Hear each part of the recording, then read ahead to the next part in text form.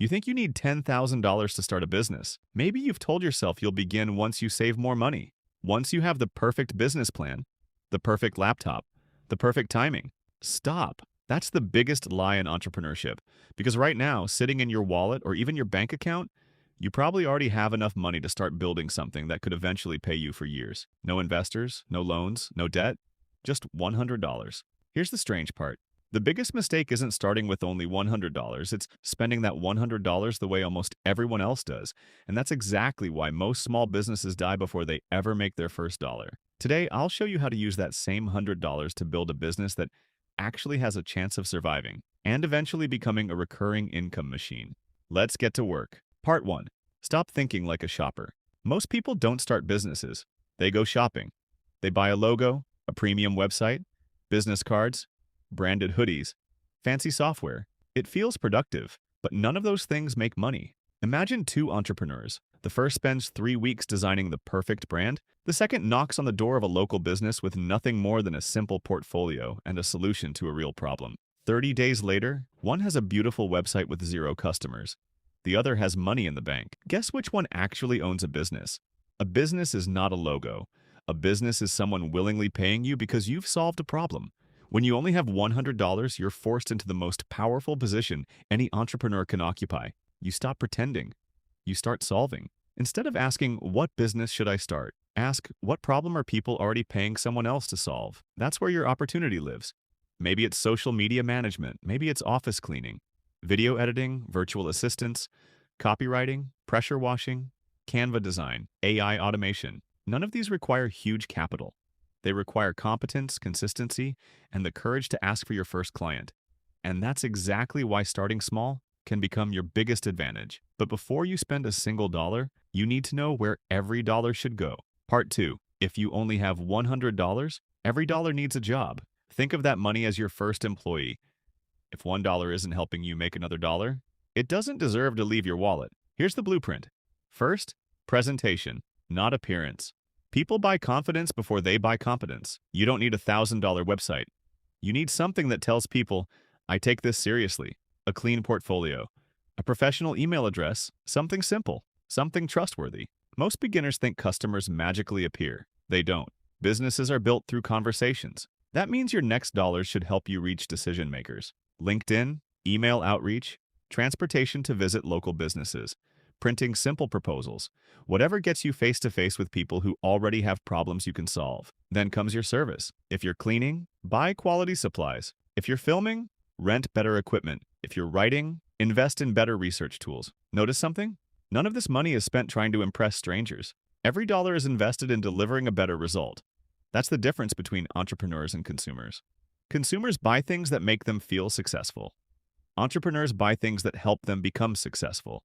And now comes the mistake that destroys thousands of businesses before they even begin. Part 3. The 3 traps. Trap number 1. Buying information instead of taking action. The internet is filled with people selling dreams. $97 courses. Secret millionaire systems. Guaranteed success. Here's the truth. Most of what you need to know already exists for free. Books, YouTube, podcasts. The real problem isn't lack of information, it's lack of execution. Trap number 2. The logo obsession. People spend weeks choosing colors, fonts, business names.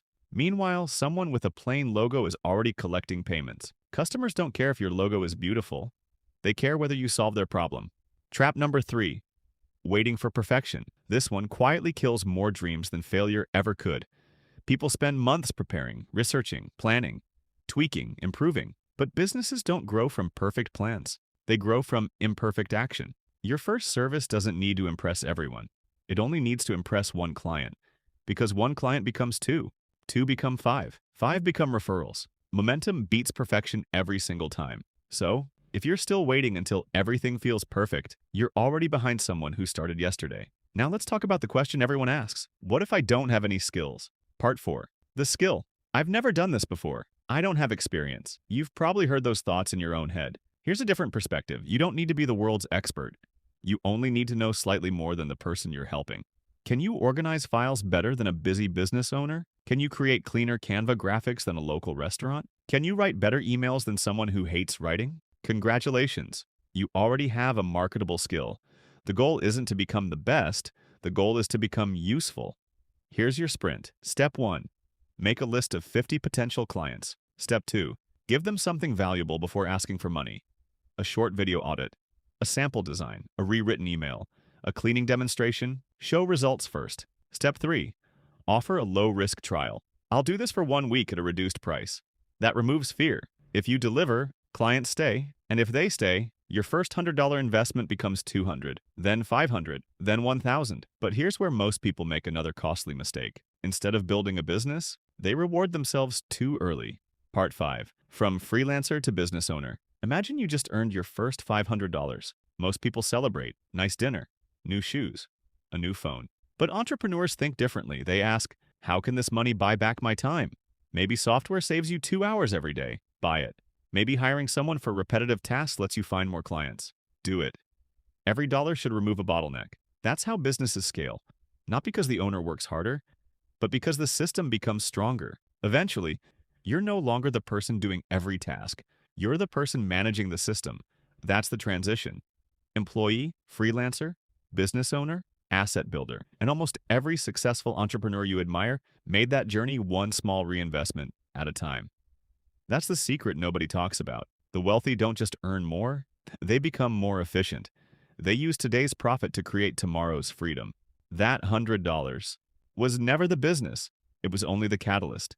The real investment wasn't your money. It was your willingness to stop waiting. Years from now, you probably won't remember which software you bought, or what your first logo looked like, or what email template you used.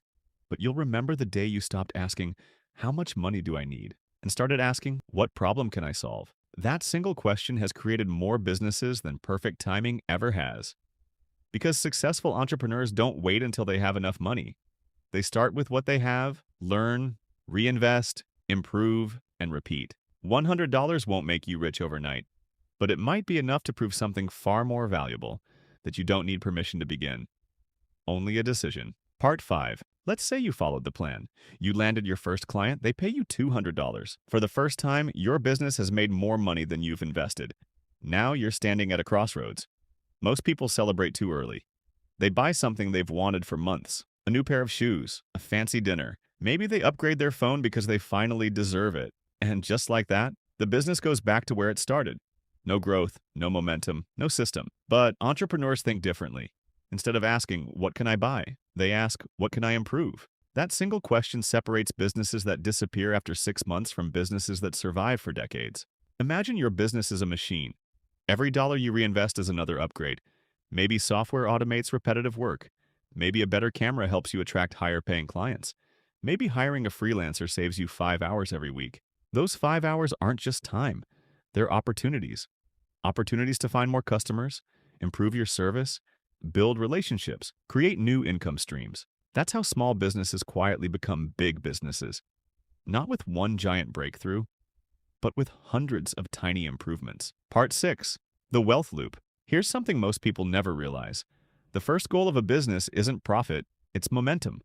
Profit comes and goes. Momentum compounds. Picture 2 entrepreneurs. The first earns $500 and spends all of it. The second earns $500 and reinvests half. 6 months later, the first is still working the same number of hours. The second has better tools, better clients, higher prices, and more free time. Why?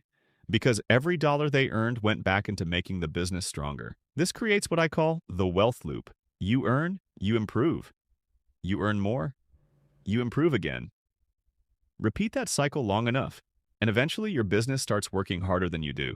That's when things begin to change. You're no longer chasing every customer. Customers start finding you. You're no longer doing every task yourself. Systems take over. The business becomes an asset instead of another job.